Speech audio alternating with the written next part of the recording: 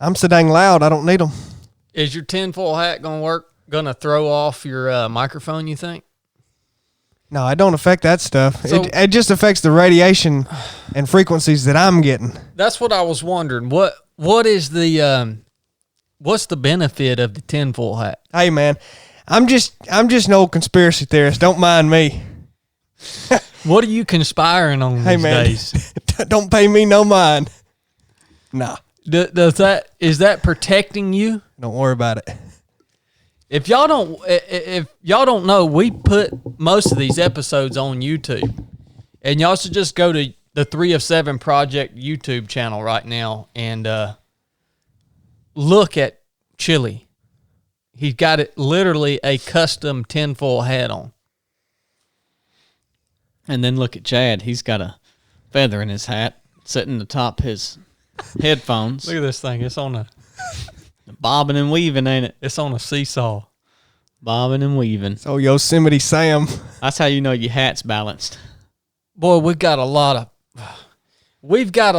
of very wonderful topics to discuss this morning on the 3 of 7 podcast. Thank you guys for joining us.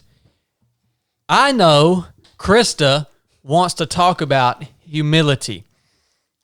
And I'm tell you what, I hope she's got something good to bring to the table, because I don't know what I think about this whole humility thing.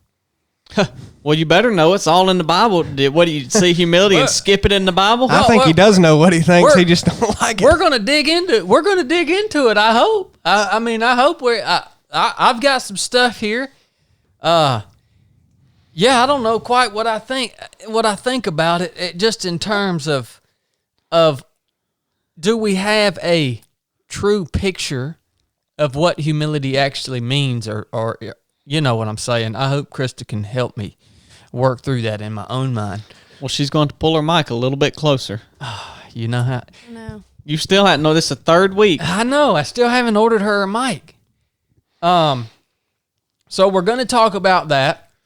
I've got to read something to y'all here in a minute. I got to share a comment with y'all off of Instagram about shadow work. And it's absolutely epic. So stand by for that. And then I think right now I want to do some housekeeping. What's going on in 3 of 7 Project right now? What's going on? Well, I mean, what? Do y'all even know what's going on there? Am I the only one tracking? I don't know what we're supposed to say and what we're not supposed to say. There's a lot going on. Yeah, we've got a new product we're working on. We got a new sponsor, soda partnership kind of thing. Yeah. Y'all, if y'all have not seen if y'all don't, again, a lot of y'all don't watch this on YouTube. If you haven't seen this, every episode, I've been sipping on one of these drinks right here. This is called HOIST. It's like a way healthier version of Gatorade. Less sugar. It's got some calcium, potassium, and magnesium in it. And it's a really great option in terms of hydration if you guys are looking for something other than water. I'd mainly drink water, but I have been drinking about 1 or 2 bottles of this HOIST a day. Mm-hmm. And I actually really like it. Well, as much as you sweat, yeah, you need. We started where we first found out about HOIST was at 29029 when we were out there coaching, and they had this on the aid stations, and we drank the fire out of it. Yeah, I bet you drank 20 bottles of this stuff out there. Probably. I had never heard of it before, and I finally just reached for one and looked at the label, and I was like, dang, I mean, that's got what I want to see in it. A lot of sodium, a lot of electrolytes.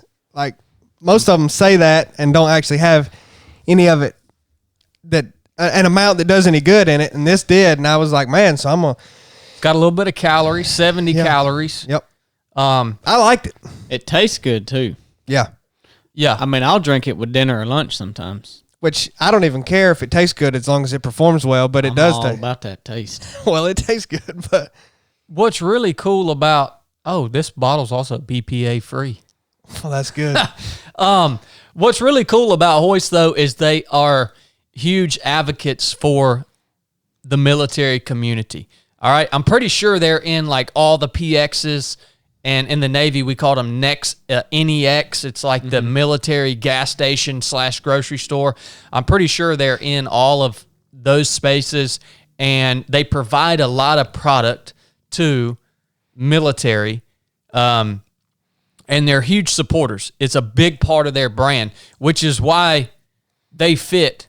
Not only is their product good, but the mission behind their brand also fits with my background, which is why we now are using HOIST as our hydration supplement here at 307 Project. By the way, HOIST, I don't know if you understand this, but I run every day, like twice a day. So I drink a lot of this stuff. I need some more. I need you to send me about 10 more cases out here.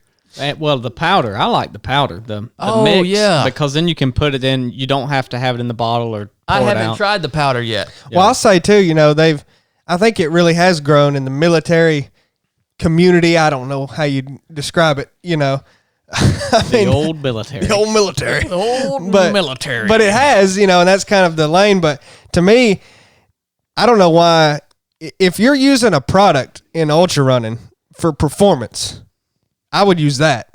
I mean, if you're going to go buy a product, I mean, that's water. Yeah, you have to drink water during a 100-mile race. You can't just, but we explain all that in our video series. Yeah, in the running product. If you guys don't know, we're close to releasing a 10-part masterclass that is going to teach you everything we know about running. Okay? That's another thing. Back to HOIST. Great product. I am absolutely enjoying it. Give it a shot. And like Chili said, if you're going to buy a hydration supplement, think about HOIST, because they're not one of these daggone hippie ultra running freaking silly brands out there that every daggone ultra running product out there is tied in to the whole eat mushrooms, grow your freaking dreads out and smoke dope and be a homosexual. Pretty much. Just about every brand is tied in with that message. HOIST is not that brand, and their product's awesome. Their website is drinkhoist.com. Do we have a pro code? Did they give a pro code for the listeners? Yeah, it's 10% off. It's the number 3 of the number 7 project. Come on, man. You guys got a 10. They gave us this especially for y'all, 10% off your order. Drinkhoist.com. Go check them out. We're crushing this stuff on the daily. Oh, yeah. And, yeah, it's good stuff. Told you about the running series, even though Blake probably didn't want me to tell you about it. I'll tell you about one other thing. We're supposed to be less than 30 days from the premiere release of this Just 1 Mile documentary. You just can't hold it in. I can't hold it in any longer. Everything we do is premiere. I'm going to go ahead and tell you, this documentary is being produced by a 2-time Emmy award-winning documentary filmmaker. The videographer, Dwayne, is the best I have ever seen. When you guys eventually see this documentary, wherever you see it, it is going to blow your dang socks off. Not because of me, but because of how many storylines are captured in that documentary. All I've seen is the trailer. I get to see the editor's cut on Monday. But all I've seen so far is the trailer, and the few people I've shown the trailer to, they all had the same reaction I had when I saw it. I'm like, I've seen a lot of pieces of content out there. This thing is next level. I'm pumped about it, man. Yeah, if you enjoyed watching the Mid-State coverage, then the documentary will be a step up from that. Well, old Fonzie. Remember when you showed it to Fonzie? He said he went and done all the research on them. Tripped out. Yeah, he said, son, I don't even know. I couldn't think about anything else if I had this. So the way that this played out is we had obviously already decided to go run the race, and James hit me up and said, "Hey man, I got a buddy that's like one of the best videographers. He's worked on massive projects, shows like Stranger Things, big name movies and shows that you guys have all probably heard of." And he said, they might be interested in making a documentary out of this. I said, well, yeah, that's fine with me. If they want to film it, let's do it. Well, they come out. Ed is the producer. Dwayne's the videographer. And they're out there. They come out. We spend a whole day filming. And then they're at the race the whole time. And I just thought these were just some guys. You know what I mean? Well, they are. Yeah, but like when we showed it to Fonzie and then he started researching the resume that these guys have, it was like, oh, then it finally made sense. Okay, this is why. I showed Fonzie that trailer, and he was like, you realize that is a $50,000 video right there. If you wanted to have that video, if you wanted to pay to have that video, just the 3-minute trailer produced, that would cost you $50,000. And I was like, huh, no. But then he told us told us the background of these guys, and I was like, okay, now this makes sense. This thing might have some legs to it. He made you play it for him 5 times, the trailer. Yeah. Chad's just a guy that likes sports, so he didn't really appreciate the value that he had there. I'm just out here, the Mid-State Mile, I'm out here, and I'm literally the whole race, I treat Dwayne and Ed essentially like they were a nuisance to me. I mean, just slap disrespectful. Because I'm focused on winning. And I'm like, these guys are going to make this video, and it's just going to be something that I'll have to remember the race by. You know what I mean? I think they would say different. I think they felt you were quite accommodating to the things that they wanted to do, because Dwayne was loving life. I mean, he was loving it, that he was able to get in there and be in the mix and not treated like, oh, you can jump in right here, but then you got to get out of the way. Like, he was right in the middle of everything. And Chili out there running cameras around. And me and Dwayne got to be buddies. Yeah. Yeah. Yeah. It's going to be good, man. So when does it come out? Ed texted me last night, and I'll tell you what he said. I'll tell you the exact words that he said. Hold on just a second. So here's Ed. Ed says, we are not far from a full premiere, probably less than 30 days. Because I told, they wanted me to come out, they're coming out on Monday, and they wanted to show me the editor's cut. And I said, you know what? There's a part of me that doesn't even want to watch this thing until it's ready to premiere. Because I thought about when they are ready, like just renting the entire movie theater down here on 27 and inviting all you guys that listen to the podcast out to see the premiere of this thing. And then that being the first time I saw it. But then Ed says, we think you should watch the editor's cut before we release it publicly. I don't know why, but I'm going to take his advice. Because at this point in the video, the only thing I was good for in the video is winning that race. And as soon as I won the race, at this point, I'm pretty much useless. I don't know the process of how to get this thing out and get it into people's hands and all that stuff. So I'm just following their lead. I'm just a guy that has some friends that might help me with ideas. Well, you don't have to worry about that part of it, right? Krista doesn't really care for that song too much. Krista, man, what was up on that run today, son? What do you mean? That run put a whooping on you, Krista. Did. I know. But I finished. Oh yeah, you finished. But so what was going on? What was going on? What do you mean? What was going on? I was running. You could say the same of him plenty other times, couldn't you? Oh man. Well, here's that humility again. Okay. All right then.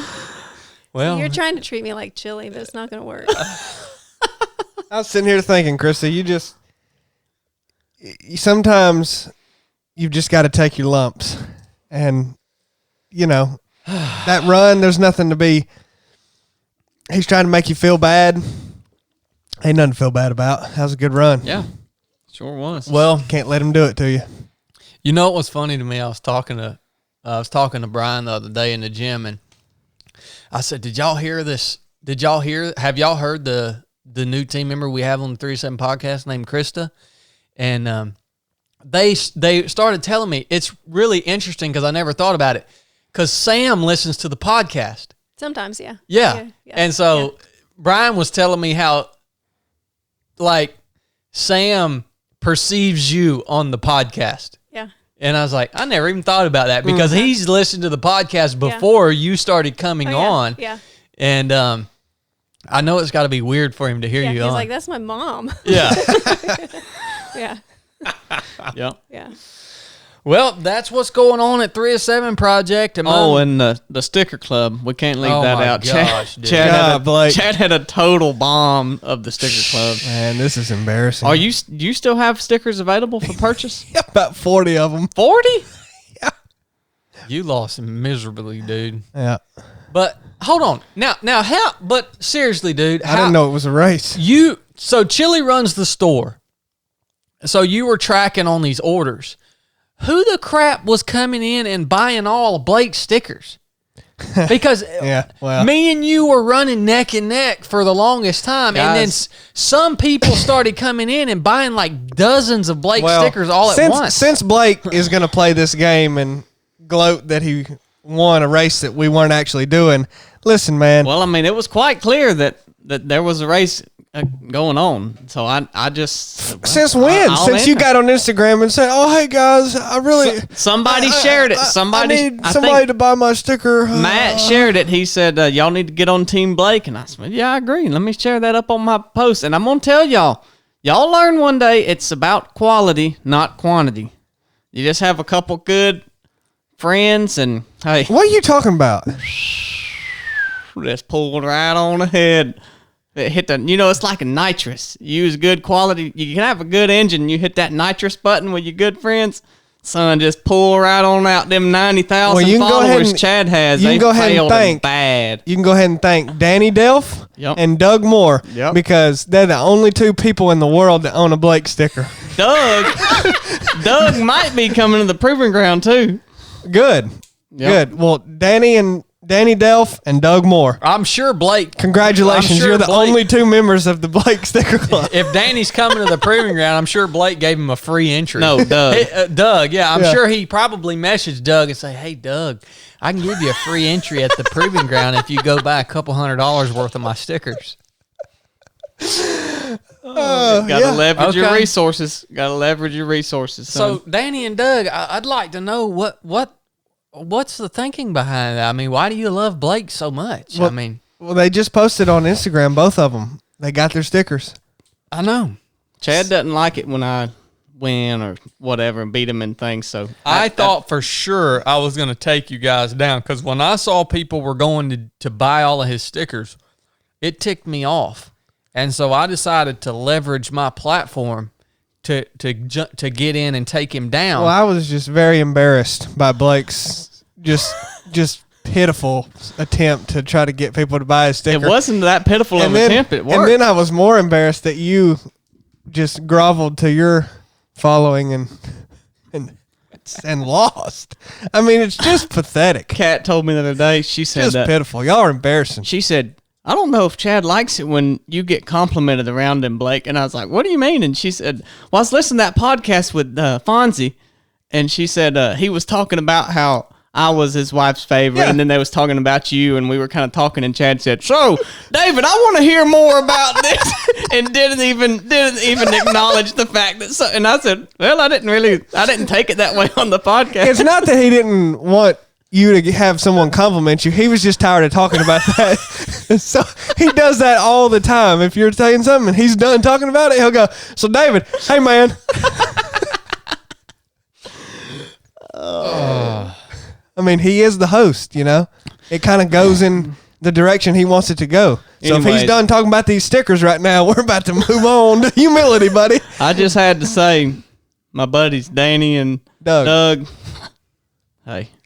I can't Full figure out ahead. why any of y'all would like Blake. Will somebody please give me a reason to like Blake? Because I'm struggling over here. Oh man. Well, Look. Let me tell you how Blake's mind works. Blake bought a new bow and arrow, and it has worried him to death. He has worried to death over that bow and arrow for 3 weeks now. He's just so particular about this thing. This screw is here, and I can't. This thing's not hitting here, and I'm like, dude, it's a bow and arrow, dude. It's consumed him, but that's how he overcomplicates things, man. I don't know that I would say that it's consumed me. Oh, it's it worried has you to been death, a son. project, and I have paid it some attention. But have y'all heard about the bow? Nope. Oh, Have you? I told you I bought it. Every time he calls me, he says, this thing ain't hitting right at 60. You know, I sighted it in at 20, and then I moved back the next day, and it was shooting left, and I had to redo the whole thing. I mean, That's this not what worried him to happened. death, That's son. operator error, man. It is. It is. I'm just telling y'all how Blake is. It's I all like- right. I Since like- you lost the sticker race, if you got to degrade me in some manner, that I'll take it to. You know, we got a podcast to do here, so whatever we got. Well, I'm such a humble person. Yeah. I'll move along now. All right, Chili, I want you to explain this comment to me here so I can understand what this guy's talking Now about. you don't take up too much time with this piddly stuff when we got important things to talk about. I know You know, you don't want to talk about. and you know, I humility. love Instagram comments. You said this is a funny one though. Yeah, I mean, this guy right here, man. Just read it. He's got to be doing good in life. This was his. So I made a post the other day railing against weak men, essentially. And this guy got really upset about it. And he told me about shadow work. This is his comment. He says, I'm just going to be straight up with you. You're assuming that your statistics based on social media posts.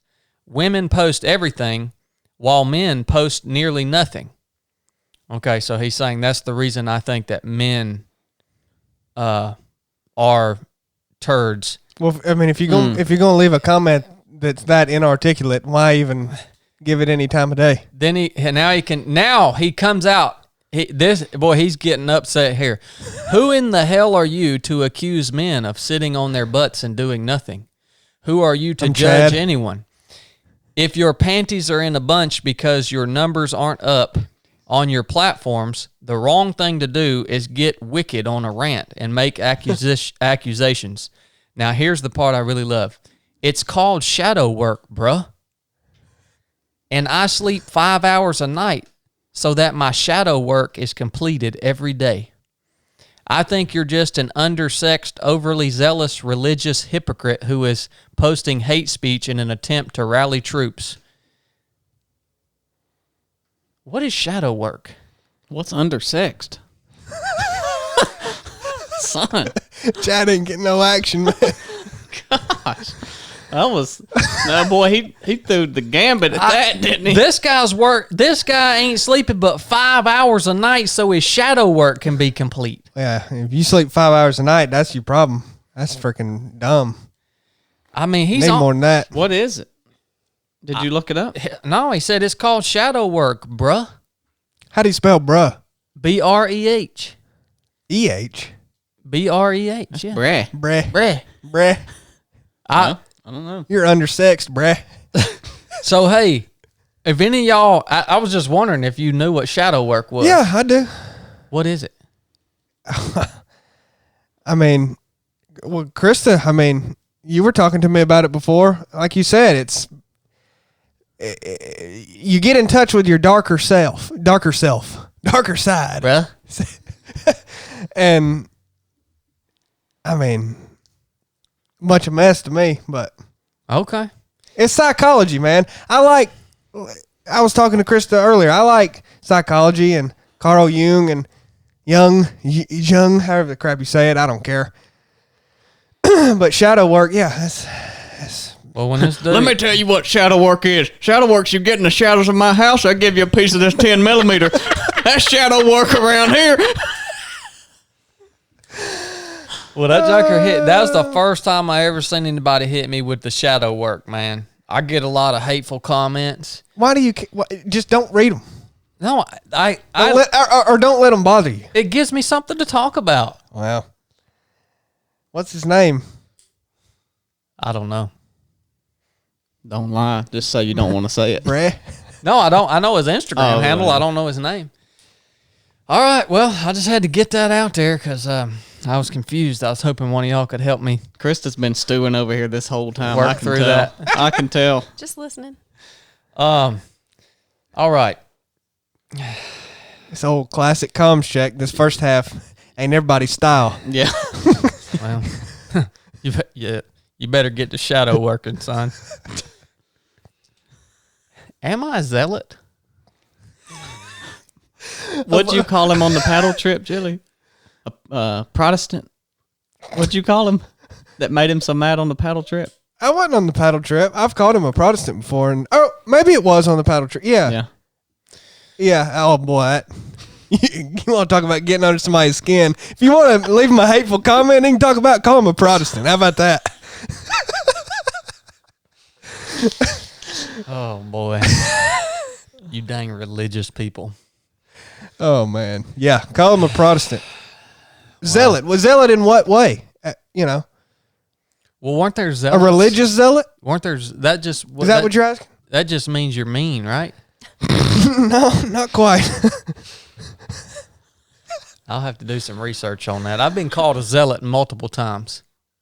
Well, I think a zealot, like in Scripture, was a faction of people who wanted, they were under Roman occupation during that time when Jesus was there, and wanted action. They wanted political action. So they wanted to overthrow the government. They thought that's how basically the kingdom would come, how change would happen, was to get involved politically in culture, and they were very zealous about that. And so they were willing to, but that's not how Jesus approached things, And so it was very different.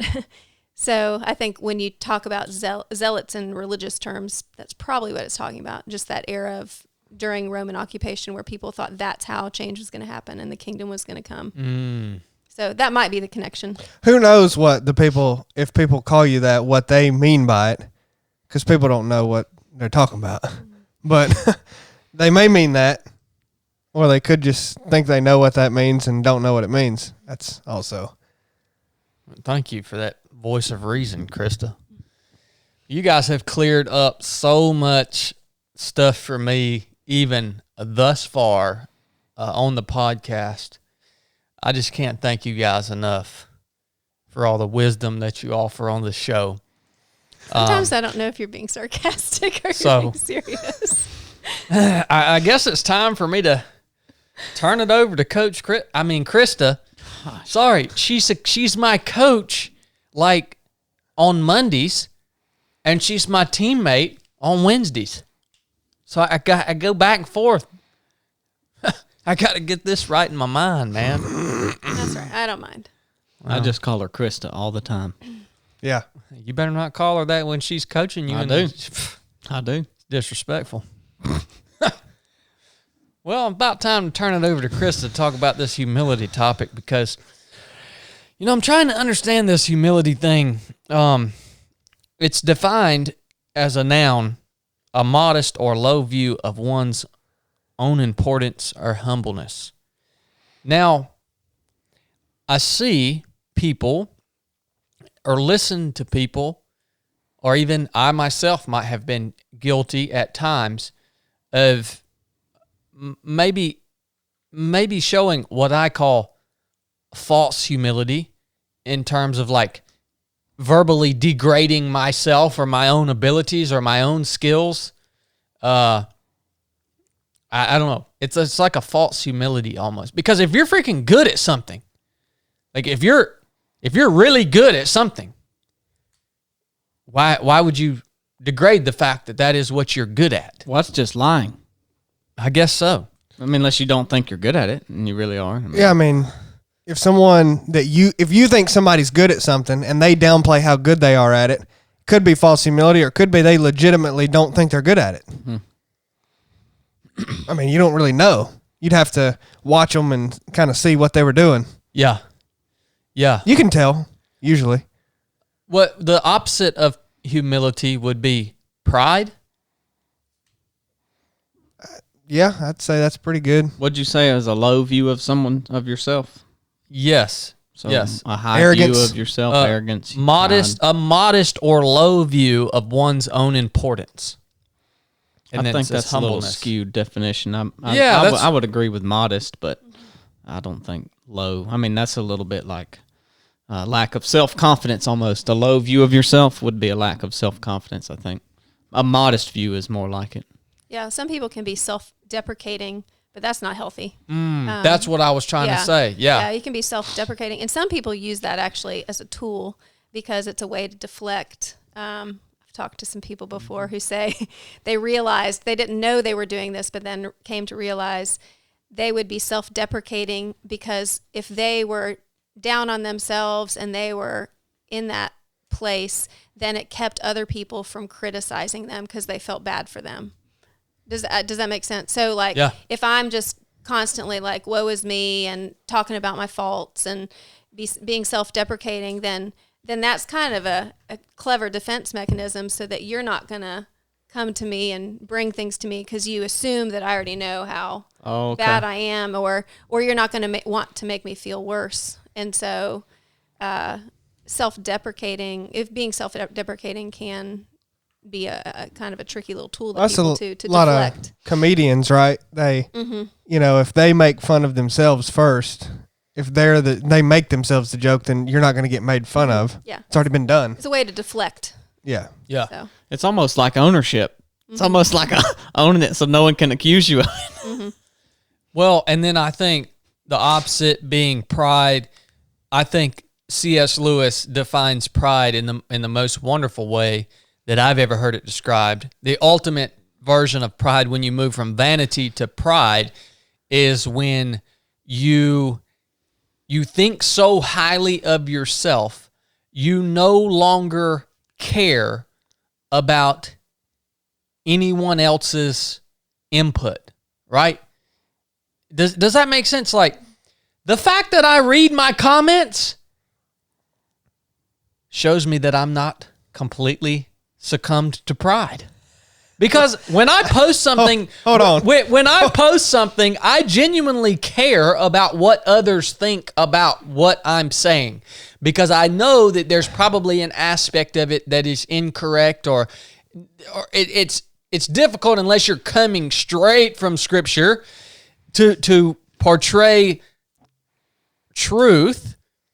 Because what I see to be true in my life, if you come at it from a different angle, there'll be holes all in it, right? So I care. It helps me grow my understanding of the way I perceive the world around me. Now, if you are succumbed to pride, you wouldn't read your comments like Chili, because you think that you're right about everything, and it doesn't matter what anyone else says. Nope. I was just about to say, what I look for, the number one marker I look for on who is a prideful person is an inability to say a little phrase, a 3-word phrase, I don't know. A prideful person won't ever say that, ever. That's a marker of pride. Now, C.S. Lewis' definition, which I don't know that it's not perfect, but I don't know how good of a definition it is, especially if you don't define who he meant by others. When he said you care about the opinion of others, was he referring to people that you've never met, don't know who they are? Well, that's because that's Instagram commenters. Yeah. I mean, I don't care about the opinions of others. I would say that. Does that mean that I don't care about what my parents think of me? No, I do care what they think. I don't care what, quote unquote, the world thinks. To me, Instagram comments represent the world. It's just people that you don't know who they are. I mean, old shadow working, I mean, you don't know him. He doesn't know you. He may be someone that you met and became friends with. You may meet him and think he's the biggest piece of crap you've ever met. So if you let what he says bother you, you're just insane. Yeah. Yeah. So that's how I view comments. Yeah. I mean, if you got a comment or a message from someone that you know about what you said, that's totally different than. That's the thing, man. When you have a following, particularly when you have an Instagram account with 100,000 people or 1 million people that follow you, you don't know those people. If you have an Instagram account and you have 1,000 followers and you all, Well, you can get to know them. You just have to look at their Instagram account. oh yeah, that's good. Yeah, go see what they're posting. Yeah. See what their shadow work journey, and see when they go do a 5-mile run that they're proud of, and they hop on Instagram to post it and show their sweat when they're done. Man, that's you want to talk about. Never mind. I don't need to do it. I don't need to get nuts. But let me just remind everybody: you can run or work out and not let everybody know. Did you know you can do that? I do it every day. You can do that. You can do that, man. How about that? I do it every day. How about that? What were you going to say, Krista? Well, I was about to flip it. So are you ready? Yeah. Yeah, Get me flip off it. of it. And then, flip it, and then I have a question for you. All right. So talking about not knowing the people and how that's a factor, that's important, and connecting that back to humility just brings me back to the original reason we started talking about humility, which started on our run today, actually. So just cautioning that also flipping it on the other side, you have the Instagram commenters, but they're commenting on your posts. And so we had been talking about the care that might be needed in making posts, because at the same time, you don't know the people that you're commenting about too. So that's just another angle to look at it from. So just as the commenters need to, maybe to have care and realize, like, I don't really know Chad. I'm just going off of this post he made, and I'm making these assumptions about him, telling him he needs to do shadow work and all this stuff. But at the same time, it's worth, and this is where the humility comes in. Can I take that same criticism? Can I take that same lens and apply it to myself? Like, am I doing the same thing? So does that make sense? I do. Yes, it does make sense. My question was going to be, why did this topic come to mind for today? Anyways, was it from the conversation that we had on the run? Or? Yeah, I think it just came up when you said, what should we talk about today? I think that just word stuck with me, because we talked about the division within church and denominations and all that kind of stuff. And so our conversation running didn't have anything to do with Instagram, but I think we were talking more about the unity of the church and how do we engage culture and just differences, and how a lot of things just need to be held with humility. Like, you have a different perspective than I do, and I can, and that not all people in this particular denomination or all people who go to church are this way or that way, and how we just have to be careful around some of that kind of stuff. So I think maybe that's where it started. Yeah. Well, social media has complicated it, right? That is the dynamic, because if you're sitting at a restaurant, you're sitting Blossom Hill eating lunch, all four of us are sitting there, and you say something like the conversation we had while we were running, and somebody you'd never met them, stranger, you don't know them, they don't know you, and they overheard it, and they came over and said exactly what that comment said about shadow work. Would you not just brush that off? I mean, that wouldn't bother me. I would be like, dude, who's this loon? But when it's on Instagram, they follow you. You almost, you're an, like it or not, that great word, influencer. Well, he wouldn't brush it off if someone came over to the table and No, said, I mean, I'm saying, you darn zealot, what the crap are you talking? no, I mean, I don't mean you don't engage with them, but you'd actually have a real one-on-one conversation. Yeah. You can't have that on Instagram. I'm just not doing a great job describing it, but it's a totally different dynamic. You have this platform with these people, and you're not trying to lose followers. I mean, there's an element of pride in just the fact that you try to gain followers. It's just the nature of social media. It's a weird thing. Well, this is a difficulty that I have in my own thinking in life, is because part of what I'm good at is sharing what I have learned and what works for me with other people. Now, it is extremely difficult. If not, I would like to hear your argument on this. It's dang near impossible for me to share those things and to share it in a way that it's going to appeal to the whole spectrum of people that see the message or hear the message.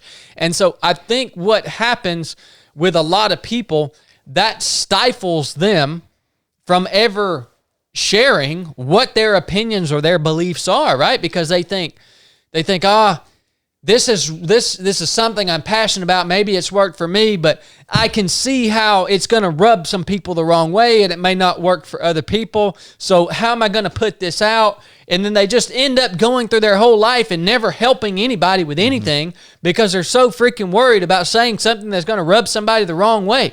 And, it just seems, for me, I hope anyone who hears anything I say, I hope that's just I hope that it's assumed. Like, don't expect me to caveat everything I say with, hey, this may not work for you, but this is how it worked for me. I'm not going to caveat everything I say with that. But that's the reality of the world that I have been thrust into. Yeah. You have to caveat it if you don't want people to take things how they want to take it. You just need a slide at the beginning, at the A beginning of a disclaimer? movie. Yeah. Well, any room you leave for interpretation will be interpreted in an infinite amount of ways. Well, you can Interpreted. If you think about being good at something and being humble or having humility about it versus being prideful, you can be good at something, you can go do it, you can tell someone how to do it, but I think the minute you start boasting about it and saying, "Oh, look at me, look how good I am at this," and then that's sort of moving to pride. You can be good at something and you can know that you're good at it, and you can tell hey, I'm good at running. Let me teach you how to run. I'm better than Chili at running. And that's not prideful, but then you say, I'm the best freaking runner out there, and I know we joke a lot, but when people hear that and they don't know the context of the joke and stuff, then they could interpret it as pride. What, whenever we're just joking? Yeah, when he just said he's better than me, that ain't pride, that's just delusional. Well, there's a difference in pride and delusion. It's going to be interesting because a lot of, now let me tell you how I have used that to strengthen my own mindset. When I went into Mid-State this year, I went in with a attitude that you'll see it if you see the documentary. You know where when they come over to me, you guys saw the trailer, and they're like, "Oh, Greg's here," and I said, "I ain't worried about that dude. I'm gonna hurt him so bad. I'm gonna crush his soul and hurt him so bad he's never gonna want to race again." Mm-hmm. I was doing that for myself intentionally. I showed up intentionally telling myself that it was impossible for anyone to beat me. Yeah. You got to believe that if you're going to win, and man. in that moment, it was pretty essential. Well, it's like a tool. But I guess you can't walk around like that. It's like a tool versus, I was thinking the other day, and it's not about pride, but it kind of relates. It's the verse about God's not giving us a spirit of fear, and how sometimes the feeling of fear can protect you in situations, right? So it's what is the feeling of fear versus the spirit of fear? And it's what is using pride as a tool or having a spirit of pride, or you are a prideful person. Not that just because it happened in the moment that you're now a prideful person, but you're using it as a tool in that environment. And it's almost not all things, but you go do what you want to win the race, you go do what you need to do to win it, but that's not who you are in that race. You're just out there running and trying to win. I don't know. Listen, man, if you want to win, you got to freaking believe you can win. That rubs people the wrong way. That comment might rub somebody the wrong way out there. Well, guess what? It's people who don't know how to freaking win. They ain't never going to win nothing. Not only do you have to believe that you can win, you have to believe that no one else there is as good as you. That's a part of it. And if the people that rubs the wrong way are people that ain't never won nothing. That's the facts. Yeah, that's true. I mean, I think that's there's truth to that. Here I go. I need to caveat everything I say. What do you think, Krista? Well, Yeah, I think I was still thinking on what you said about I can't just caveat everything, and I do think that's true. We can't live that way, and I think part of the difficulty in the world we live in is there is no nuance and context anymore. We just live in a world that it's just absent of that, and so that's difficult. I think not caveating things, I think that's not so much the issue. I think there are little things we can do though when we talk, like not use absolutes, like everyone is like this, or take an anecdote and then apply it broadly and generally. Like for instance, when I'm talking to my husband, we have this thing where we try to not use statements like you always do this or you never do this, because that's not true. Like that's just not true. And so I think just little things, it's not caveating your statement, but it's how you say it that shows an openness to there are other perspectives. I know not everybody is necessarily like this. So I think it's just that little tweaking kind of thing. But I do think there is a challenge between this idea of humility and sending messages that are critical in a sense. They're warnings. I see danger here, and I need to speak this. And I came across a verse after we had been talking about humility that encapsulates, well, it's several verses that encapsulates both of these things or mentions both of them as both important things as for believers to have the compassion and humility and those qualities, but also that we should be admonishing one another. Admonishing means warning.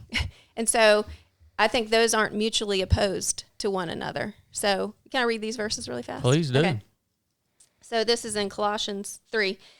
Put on then as God's chosen ones, holy and beloved, compassionate hearts, kindness, humility, meekness, and patience, bearing with one another, and if one has a complaint against another, forgiving each other, as the Lord has forgiven you, so you also must forgive. And above all these, put on love, which binds everything together in perfect harmony. And let the peace of Christ rule in your hearts, to which indeed you are called in one body, and be thankful. Let the word of Christ dwell in you richly, teaching and admonishing one another in all wisdom, singing psalms, hymns, and spiritual songs with thankfulness in your hearts to God.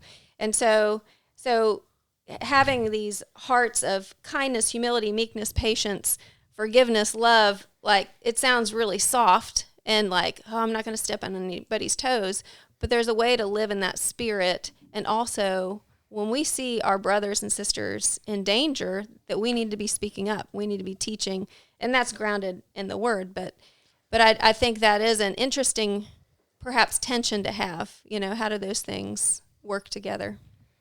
Yeah. So. Well, Yeah, you need dialogue to work through those things, Right, and that's right. another thing social media does not offer. Right, you need to these things it's talking about require relationship. Yep.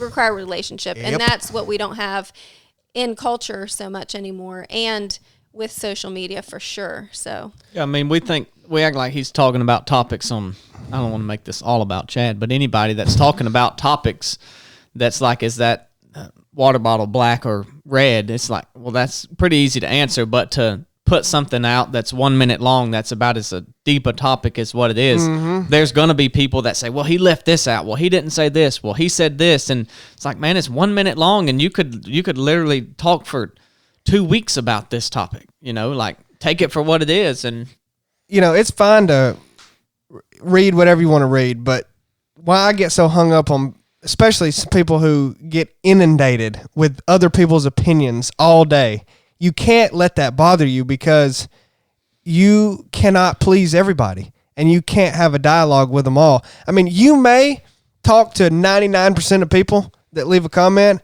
and by the end of a discussion, they were like, oh, I see your point. Mm-hmm. I know what you meant now. But unless you do that, that won't happen. And that's just an insane thing to hold yourself to, to try to please everybody. That's what it turns into. Try to not make anybody mad. And man, those absolute statements, yeah, you should probably be more precise in your speech at times. I'm not talking to you. I'm talking to everybody. About everybody should. But some of those statements, man, it's just the way we communicate and talk. But people don't always know what you meant. so be it. I mean, Well, all of us sitting here, and probably a lot of people listening, could say, if you do a little bit of self-assessment behind or before you put out a statement or a topic or whatever, start a conversation, you know your intent behind it. Like, you know, this is prideful. I want to talk about myself. I want to build myself up. Or, you know, I know I'm good at that. If they want to talk about it, we'll talk about it, and that's fine. And talking specifically about pride and humility, if you do a little bit of self-assessment, you know really what you mean by it. And if it's wrong, then it's wrong. But I think the key is to know, like, why you're putting it out, and put it out in the way that it feels natural to come out. And it's going to help the people that it should help, and the people that it shouldn't, oh well. Well, Instagram's just all about pride. That's what it's made for. Just to Vanity. You need to create a way to I guess that's the whole thing. We don't know what regular life is anymore, where you just talk to people one-on-one, because that's the way to do it. You want to help people, well, you can do that. But this Instagram and stuff, it's made people think we can help people on a larger scale by getting this message out. And that's true, but there's got to be a better way to do it. I don't know. Maybe not with technology. Well, not on that big of a scale. Yeah. Well, those verses that Krista read, what immediately came to my mind was the picture of a marriage, the biblical picture of marriage. I went to my first wedding last weekend. Brooke and I got married at Justice of the Peace, and I didn't even go to Blake's wedding. Back when I've never been. This was my first wedding that I've ever attended, and I heard the guy up there. I don't know if he was a preacher or assume he was. I don't know. He was talking about. He was going through the Bible and talking about. You know, the things that nobody wants to really try to dig into and grapple with and try to understand in terms of the relationship between the woman, the husband, or the wife and the husband, because so many, I think, wives shut down when they see the parts that say you submit to your husband and the husband's the head, but then they shut down because they don't see it in the context of what the husband is required to do in terms of literally loving their wife as Christ loves us and gave his life for us. Like, the two have to, they have to both be in alignment with that, and then it works perfectly, I think. But it was powerful for me to hear him talk through those verses and there as those two people were being joined in marriage. I don't know. That's what I thought about. Because when you're admonishing someone, it should be coming from a position of humility, meekness, love, forgiveness, all of those things. So you're right. They have to go together. I want to tell you guys about a struggle that I've had with, I guess a consciousness of my own battle with pride. And I do want to say that I believe that humans that really like to push hard, that like to go hard and go big in whatever it is whatever their space is, whether it's a business, whether it's in athletics or whatever, we that like to go hard are in almost constant danger of being overcome by this prideful spirit, right? And as I look back on the last 2 years of my life, I don't know if I can explain this, but things have happened relatively, they've been progressive, right? In terms of our ability to reach people through the podcast. The podcast has slowly grown. The social media stuff, everything we do, it's happened. It's been a relatively slow, like, building block of progress. And at each one of those levels, I have to consciously, like, check myself and also take the input of the people around me to protect me from succumbing to a prideful spirit. What's interesting is there are things and opportunities that are happening now that if they would have happened 2 years ago, it would have destroyed me. I likely would have succumbed to that prideful spirit. And so for me, it's been a slow process, and it's like almost like I've had to, it's been just small steps and building blocks to where if you can maintain a humble spirit, not that I always do that. Sometimes I get a little across the line a little bit, but if you can check yourself and maintain that, you're able to keep building, What I'm trying to say here is if you believe that God has some influence over what you are going to do with your life, and like, if you believe that, which I believe that, he can't just give you everything all at once. He can't just give you everything that is in store for you all at once, because it would have destroyed me. Really would have. And so I think the ability to surround yourself by people that are going to help you maintain that humble spirit, people that are going to be honest with you, not yes men and women and team members that are just there to just simply build you up all the time.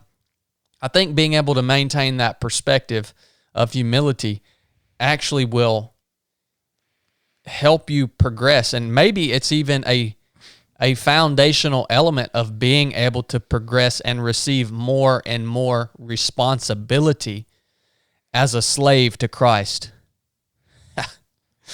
What? That's been slave. That's been my experience. I've been thinking, I don't know exactly who this message is for. I don't know how it benefits anybody else that's listening to this. I don't know, but it is an impactful thought to me to think that, say this documentary, for instance, if this thing hits and it goes and wins all these awards and whatever God has in store for this part of our mission, like, honestly, I can honestly say that probably would have destroyed me if that was the case 2 years ago. Well, it's a weird progress, man. Pride goes before the fall, right? And if you start down here at the bottom and you immediately achieve all this success, like, I think you're constantly kind of relating back to where you were, like looking at where you're at, or at least I am. And so if you're growing so slow that you don't even realize you're growing, you have to stop to a point. And like we talk, man, how did we get from 2 kids shooting squirrels off the front porch to doing what we're doing now? If it would have happened instantly, we would have been prideful about what we had. But if you're growing at a pace so slow that it doesn't even really seem like you're growing, like say you're climbing a mountain and it's so gradual that you don't even think you're growing, and you get to the top and you like, dang, we're up pretty high. We climbed a lot right here. And that's how I think that's what helps you to be able to stay humble about where you're at, because you're at this certain level of success, and then you gradually kind of grow, and it's like, well, it's not really much more than where I was at, so it's fine. And then you're at that spot for a while, and you get a little bit more. And I think the evidence of it is when you look at celebrities and musicians, and especially that had quick success at a young age, and they end up killing themselves or becoming addicted to drugs, and whatever the case may be. They end back up where they started or worse. Yeah, and so I'm not saying that I fully understand that, because I'm definitely not on the level of some of these people we're talking about. I mean, we're talking about people like freaking Elvis or like Robin Williams. Yeah, like people who had big success relatively quickly, and were elevated to this super high position, mostly musicians and actors and things like that.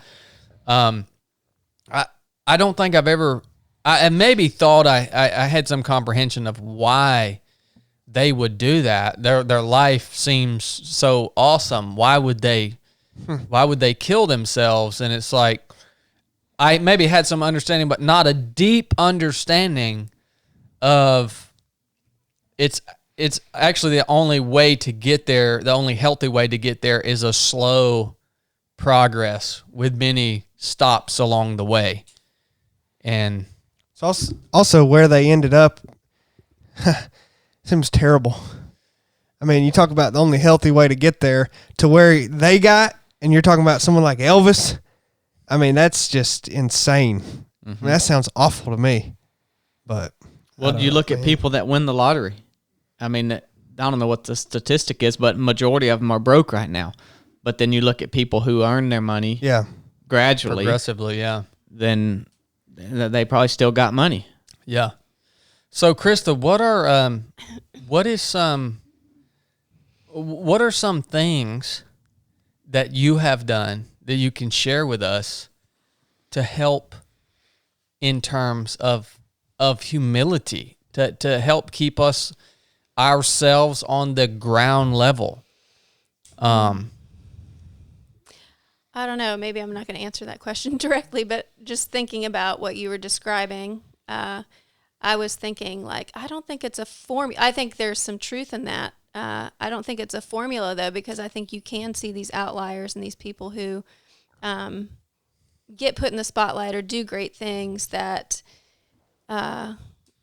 still have a good heart, that still are able to maintain that humility and live in that way. I mean, Mother Teresa, like everybody knows who Mother Teresa is, but she continued to do what she did and be who she was, even though she became famous in a sense. And so I think it's not necessarily a formula, but I think, so I was thinking, well, what is it about that progression?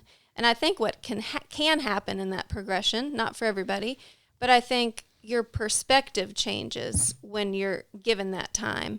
And what probably is something that has happened during that time is you've experienced suffering and adversity, and there's a sense in which it's being communicated to you, you're not in control.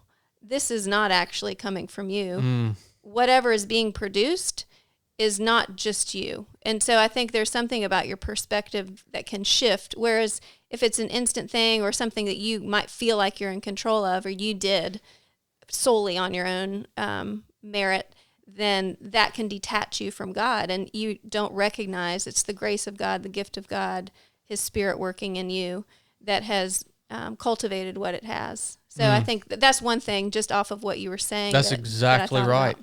That's exactly right. Yeah. So I think that, and then I think just honestly that just the grace of God in your heart, just having those things we talked about, being connected to the Word and His means of grace through the Word, through other brothers and sisters that are around you. Those things keep you grounded and keep that perspective in a good place. And we need to recognize that it's in all of our hearts. Like, it's not like there are these prideful people and these not prideful people.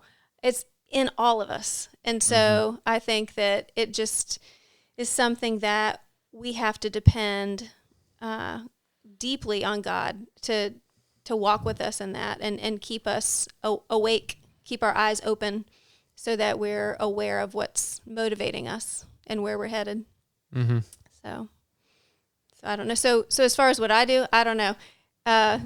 Read scripture, surround myself with a great community, ask God to help me stay open to blind spots and things like that. I think a lot of things that happen in us, though, that are produced are because we've experienced them from God first. So even in those verses I read, it talked about forgiving because God forgave us. So any sort of love, humility, meekness, all of those things, Jesus was that first, and Jesus was that for us. And so if we're really being purely compelled and all those things are being produced in us, it is, I think, got to be because we've actually experienced that through Jesus. And all of those things that described the believer, the chosen ones, as it said, that's a description of Jesus, Yeah. So. Yeah. I think if you're feeling prideful too, that like you can, a lot of it has to do with who you're around. Like if you think you're a really good runner, then go run a really hard race and fail at it. Something that you're gonna fail at, or and it could be too to do with your standard for life. Like if you got a standard for your life and you're hitting that all the time, it'd be easy to think like, dang, I'm doing pretty good. I've got this standard for my life and I'm hitting it. But if you don't see areas you're falling short, then you're going to get prideful. If you don't see something in your life that you're not good at, then you're going to start thinking, I'm pretty dang good. So it's like, what are you measuring yourself against? I just was thinking, can you even know if you're feeling prideful? Would you know? Like, would you feel prideful? Or would that have to be pointed out? And then would you have to be in a place where you were able and willing to hear that and take it on board? I don't know the answer, but what about you, Chili? How do you stay in a good place, man? I don't know that I do. I mean, I struggle. Now you're a little you struggle more on the end of the self-deprecating talk than you do on the pride. You will put yourself down, man. I mean, you put yourself down all the time. Well, I'm definitely too negative. That's for sure. Definitely about myself and just in general, I would say I'm too negative. But I also struggle with pride. I mean, and holding pride on certain things and arrogance and everything else. But the self-deprecating thing, maybe I'm wrong, but I always, when people perceive me as self-deprecating, I'm either doing one of two things. Usually I'm either just being funny. And you talked about that defense mechanism earlier. I'm not really doing that.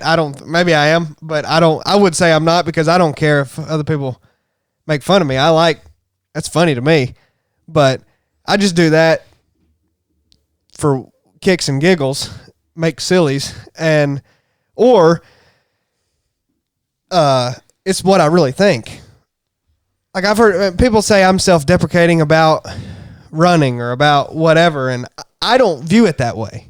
I mean, I just view it realistic. Mm-hmm. It's how I see what I'm doing. Like if I won a race or something and I'm like, yeah, great, but it was this or that. It wasn't a competitive one. It's not that big of a deal. People are like, dude, but you won, It's like, I don't think that person's being realistic about how good the accomplishment was. I think they're overinflating it. Yeah. So I'm just like, it's not that big of a deal. Well, and people are like, oh, you freaking self-deprecating. I'm like, well, no, you are overinflating how good it was. But do you like the spotlight? Well, I would say no, but then I'm sitting on a podcast. Well, yeah, but I mean, Chili's gonna be a big deal before he dies. Gonna be. No. Yeah. I mean, I think people will self-deprecate or whatever you want to call it. Self-defecate. Because they don't. I've done that too. They don't like the spotlight, so they use that as like a deflect the spotlight off. Hey, you did really good, and they don't want people talking about them. They're like, oh, it's not that good. So and so did good, or I did this, and so I don't know. I mean, I wonder. Well, I don't mind. I don't mind if people talk about me. I've been trying to do better. If people say, "Oh, that was awesome, congrats," I just go thanks and just try to be done with it. But if they start talking to me about it, then I have to be like, well, yeah, it wasn't that good, but thanks. What you should say is, heck yeah, it was, man. Did you see me back there? How fast I was going?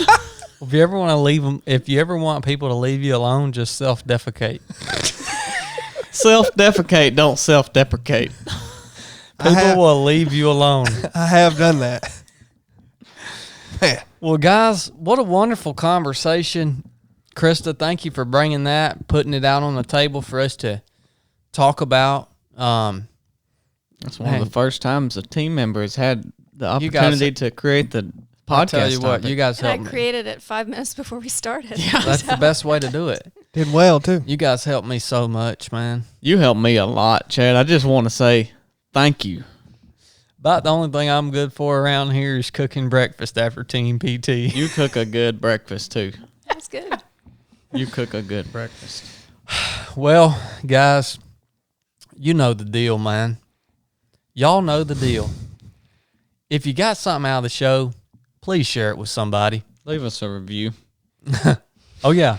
If you really got something out of the show, leave us a review on iTunes. We'd appreciate that. Even if you didn't get something out of it, just let us know you didn't. Go on there and talk crap about chili. That's the best place you can talk crap about chili.